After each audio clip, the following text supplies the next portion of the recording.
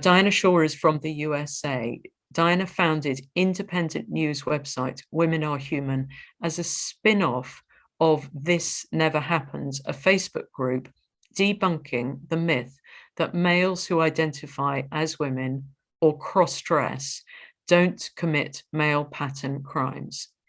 To fill in for mainstream news media's silence or gaslighting language on gender identity, she expanded Women Are Human to such areas as sports, law, and politics. So thank you so much for speaking today, Diana, and over to you.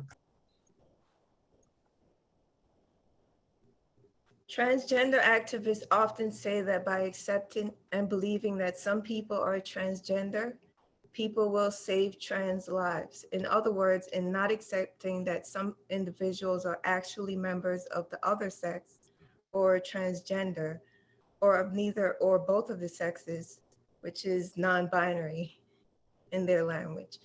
Unbelievers are responsible for any of their murders and suicides, and these suicides and murders will end if all people believe and validate.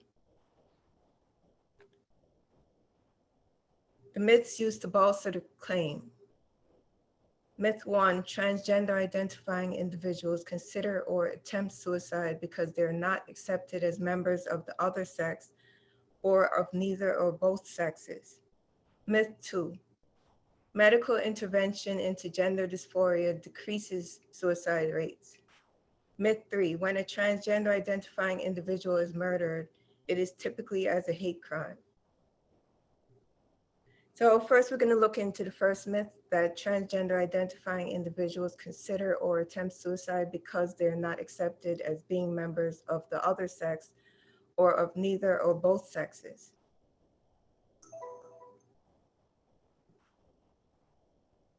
These are the facts. We don't know how many transgender identifying individuals commit suicide. We don't know why these transgender identifying individuals commit suicide.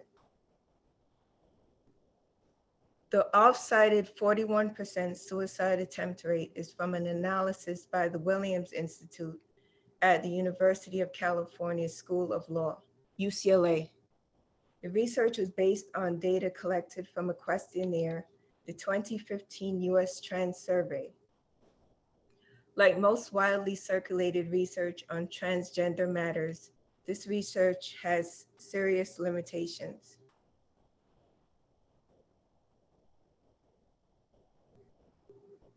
These are the two organizations that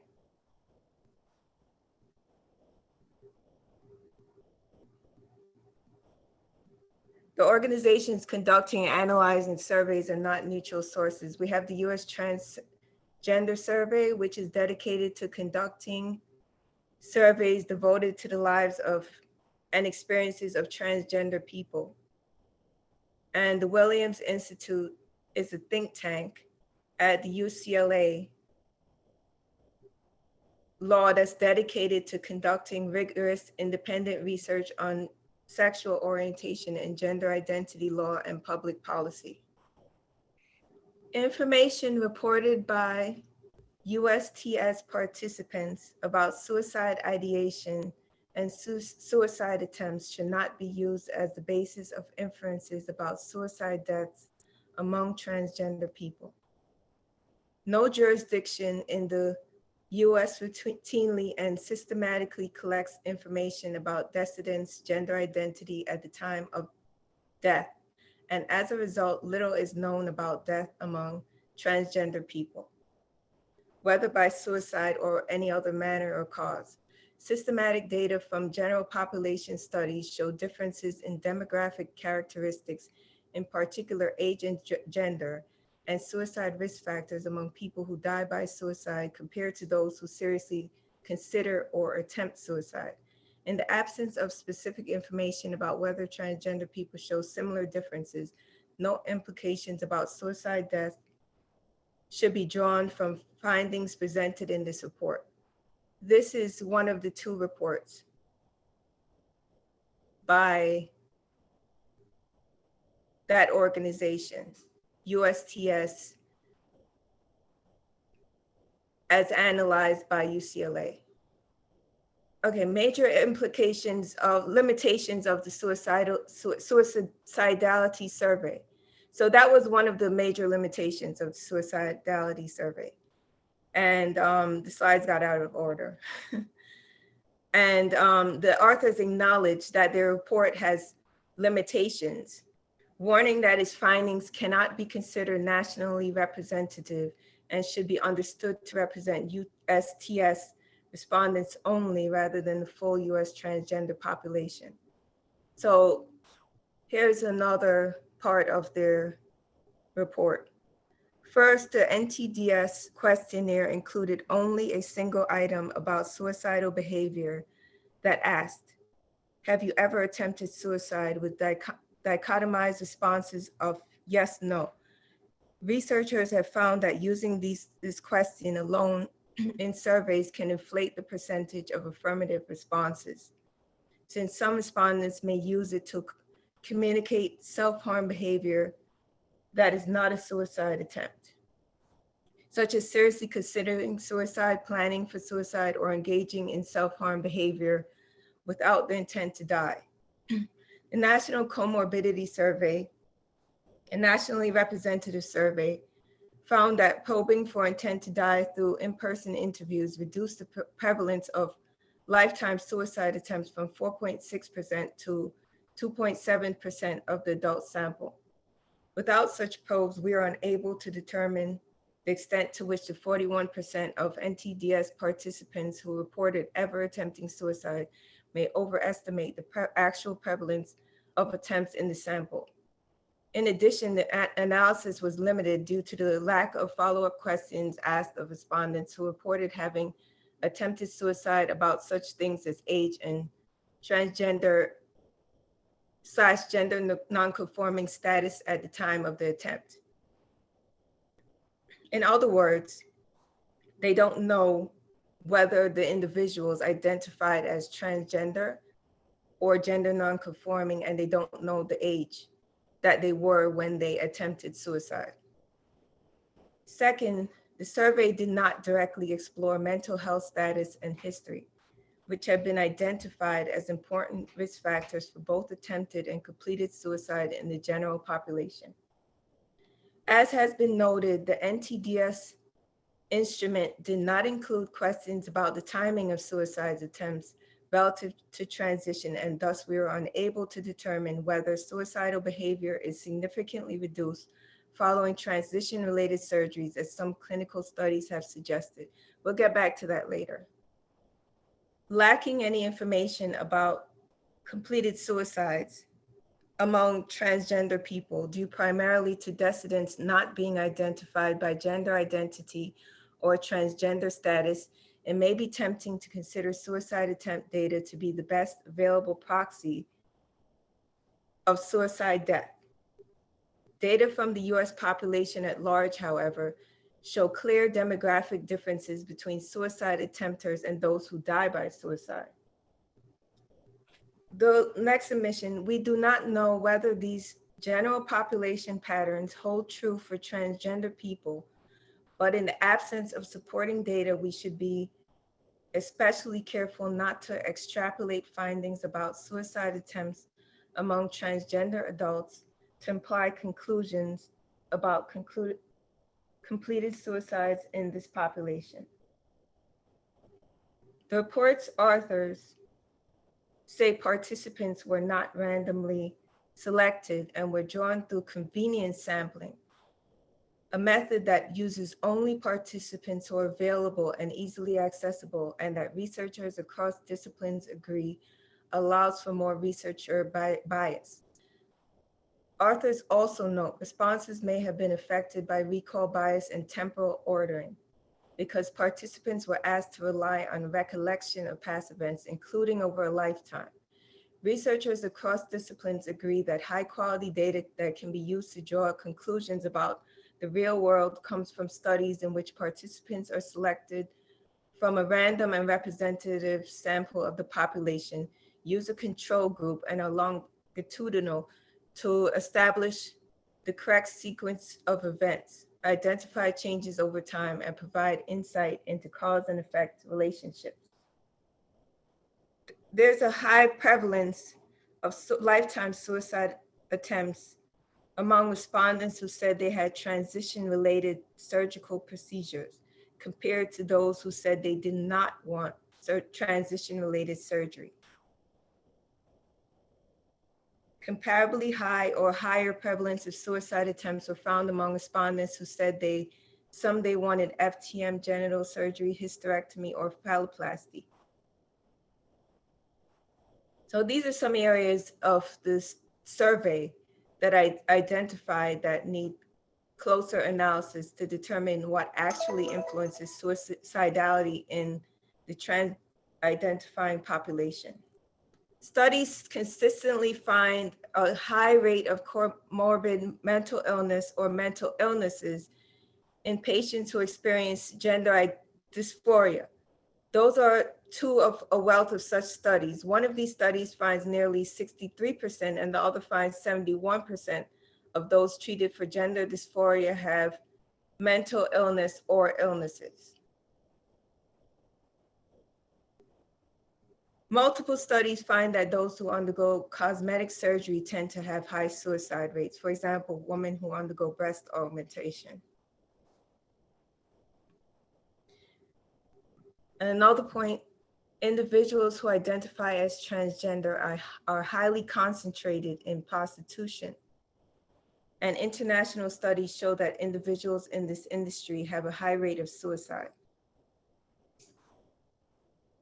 This study, for example, found that prostitutes are known to be at increased risk of suicide. Data reveals that transgender identifying individuals who are members of disadvantaged groups, including those with disabilities, in poverty, experiencing homelessness, belong to ethnic or racial groups that have been marginalized or oppressed, or are suffering from life-impacting mental or general health issues, self-report the most suicidality. Due to the study's low-quality data collection methods, these exact figures are not meaningful. But I'm going to just go over them just because I want you to see the wide disparity between the rates. So Black and Latino reported a 45 and 44% rate of suicidality respectively. And while American Indian and multiracial top the list, male respondents also had a lower prevalence of suicide thoughts compared to female respondents. Analysis of other demographic variables found prevalence of suicide attempts was highest among those who have lower levels of educational attainment. This is from the study. High school or less, 48% to 49%, and have lower annual household income, less than 10,000, or were unemployed. Respondents who are HIV positive, 51%, and respondents with disabilities, 55 to 56 to 65%, have elevated prevalence of suicide attempts. The highest prevalence of suicide attempts was reported by those who described their disability as related to a mental health condition. 65% of those with a mental health condition that substantially affects a major life activity reported attempting suicide. Those who described their sexual orientation as heterosexual or straight had lower reported rates of suicide than those who reported that those who were gay, lesbian, or bisexual. The report found significantly lower prevalence of suicide attempts among respondents who said people can never tell they are transgender or gender nonconforming, and those who never tell anyone they are transgender or gender nonconforming. This protective effect of non-recognition is especially significant for those on the trans feminine spectrum. For example, male individuals who identify as transgender women. For people on the transmasculine spectrum, for example, female individuals who identify as trans men, our data suggests that this protective effect may not exist or in some cases may work in the opposite direction. That is to say that when males who identify as trans women pass, they're less likely to commit suicide. But when males who identify as males are passing, they commit suicide. When females who identify as males are passing, they commit suicide at the same or at higher rates than female respondents who are non-passing. There are multiple societal, financial, general health, and mental health factors that may influence a person in the transgender identifying population to have suicidal thoughts. The report and media analysis of the report irresponsibly assumes that providing cosmetic surgeries and cross-sex hormones for gender identity is the primary solution to relieve a complex and wide variety of ailments. This study, for example, fails to address race or sex-based economic, mental, or general health concerns that may lead members of groups experiencing certain disparities at a group level to say they consider suicide more. Instead, voices of groups experiencing the most disparities are used to serve the elite individuals within the transgender identifying population whose voices dominate the gender identity narrative. These do not seem to be problems we can throw pills and cosmetic surgeries at. The next myth we'll be exploring is that medical intervention into gender dysphoria decreases suicide rates. Fact: longitudinal studies have found that suicide rates of the transgender identifying population increase following medical intervention. Over a 30-year period, long-term follow-up of transgender people undergoing sex reassignment surgery cohort study in Sweden, widely recognized as the best study on transgender issues, followed up with post-operative transgender people who also legally changed their sex. The study found that suicide rates of the post-operative transsexual demographic were significantly higher than that of the general population. The overall mortality for sex reassigned persons was higher during follow-up than for controls of the same birth sex, particularly death from suicide. Sex reassigned persons also had an increased risk for suicide attempts and psychiatric inpatient care. Sex reassigned persons had a higher risk of inpatient care for a psychiatric disorder other than gender identity disorder than controls matched on birth year and birth sex. This held after adjustment for prior psychiatric morbidity. In line with the increased mortality from suicide, sex reassigned individuals were also at a higher risk of suicide attempts. This study found substantially higher rates of overall mortality, death from cardiovascular disease and suicide, suicide attempts, and psychiatric hospitalizations in sex reassigned transsexual individuals compared to a healthy control population. This highlights that post-surgical transsexuals are a risk group that need long-term psychiatric and somatic follow-up. Even though surgery alleviates gender dysphoria, it is apparently not sufficient to remedy the high rates of morbidity and mortality found among transsexual persons. Another study, Trends in Suicide Death Risk in Transgender People, results from the Amsterdam cohort of gender dysphoria, followed up with 5,107 participants in the transition process from 1972 to 2017, which is a 45-year period.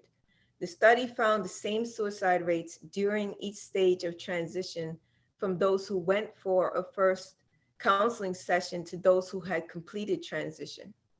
Another research study, a long-term follow-up study of mortality in transsexuals receiving treatment with cross-sex hormones, from 2011, followed 966 male to female MTF and 365 female to male FTM, transsexuals for an 18.5-year period.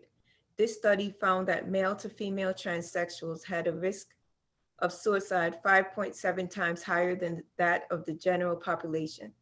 The Kaplan-Meier curve suggests that the survival of transsexual persons starting to diverge from that of match controls after about 10 years of follow-up.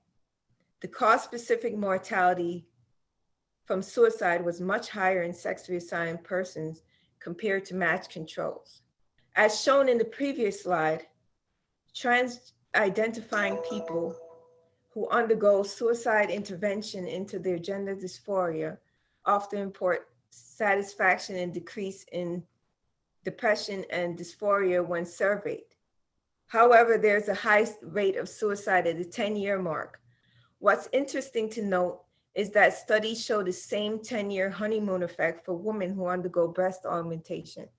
98% of women report satisfaction following breast augmentation, yet an excess in risk of suicide becomes significant 10 years after the implants were placed. After follow-up of almost 19 years, the suicide rate was 3 times higher for women with implants compared with the general population. The risk of suicide was nearly 7 times higher for women who got their implants at age 45 or older. The next myth: when a transgender identifying individual is murdered, it is typically as a hate crime. Most murders of the transgender identifying are not hate crimes. That's a fact. Hate crime, the definition as used here, a crime typically one involving violence that is motivated by prejudice on the basis of race, religion, sexual orientation, or other grounds. The organization that is doing this study is called Respect versus Transphobia. It's an ongoing project by Transgender Europe, providing an overview of the human rights situation of trans persons worldwide.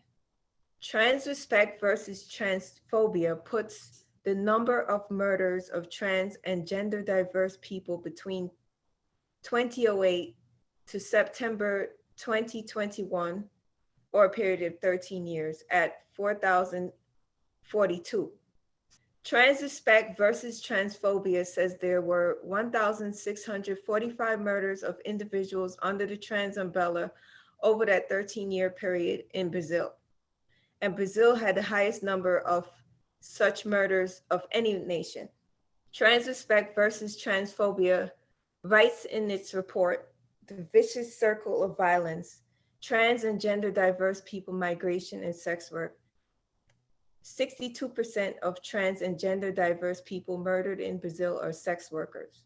The focus of this report is on trans and gender diverse sex workers, who make up 62% of the reported killings of trans and gender diverse people whose profession is known.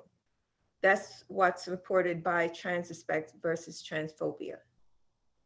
International studies show that prostituted individuals are at heightened risk of fatal victimization, and that most prostituted individuals who are killed are female and murdered by a male. Research demonstrates that prostitutes are at heightened risk of fatal victimization. Brazil saw nearly 60,000 murders in 2015, as many as the United States, China, all of Europe, Northern Africa, Japan, Indonesia, Australia, Canada, and New Zealand combined. So Brazil has a high rate of murder across the board. Most of these murders occur in South or Central American nations. Respect versus Transphobia found. Respect versus Transphobia found that Sweden and Germany had, during this 13-year period, 2 murders each of people the report said were trans, while Australia had 4, the UK had 11, and France 12. The US had 324 such murders over the 13 years. A study, Homicide Rates of Transgender Individuals in the United States 2010 to 2014, found that the overall rate of transgender individuals was likely to be less than that of individuals who do not identify as transgender, which the study calls cisgender individuals. Black and Latino males with a transgender identity are victimized by homicide more often than women, which the study calls their cis feminine comparators. It should be noted that Black and Latino males with a transgender identity have a lower chance of being murdered than other male individuals, such that we can even say that by identifying as transgender, these male individuals are safer from murder, and males in general too. So this is used only as to share others' thoughts. I didn't run these numbers, but this is stats from a freelance writer and editor on Twitter. 2014 US murder rates per 100K of each population. It was 1.5 for all trans, 2.0 for all females, 4.5% for all males, 7.1, 4.5 for all US, 7.1 for all males, 13.3 for all Black people, 23.8 for Black males, and 204.0 for prostitutes. Again, I didn't run these numbers, so these are just presented as an example. And you can run the numbers. In the year 2019, there were 21 trans people murdered in the US. The calculation for homicides per 100,000 is deaths per population. 100,000 times 100,000 equals 1.615 homicides per 100,000. That's the calculations they use. The homicide rate per 100,000 nationwide is 4.7. There are an estimated 1.3 million trans people in the United States. The source of this last statistic is Pink News. The source of the first is Statista. Therefore, you are 3 times less likely to be murdered as a trans person living in the United States of America. So this is the conclusion. The transgender identifying individuals most likely to be murdered are Black and brown men in South American nations who are prostituted, or Black men in the United States killed by their intimate partners. Medical intervention will not save these Black and brown men from prostitution or intimate partner violence. The elite of the trans movement often appropriate these murder statistics to get what they prioritize and desire for themselves, but do nothing to change the factors leading to the high rate of murders of Black and brown males who identify as transgender. The rest of the slides are just my references.